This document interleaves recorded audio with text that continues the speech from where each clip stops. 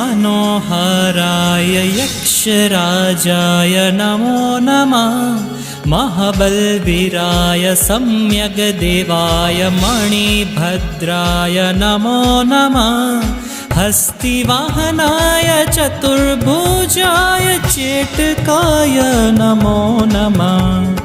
जिनभक्ताय कपिलरुद्राय पूर्णभद्राय नमो नमः। क्षेत्रपालाय कृष्णरूपाय सिद्धिदाताय नमो नमः। गदापाणि त्रिशूलपाणि डमरुपाणि नमो नमः।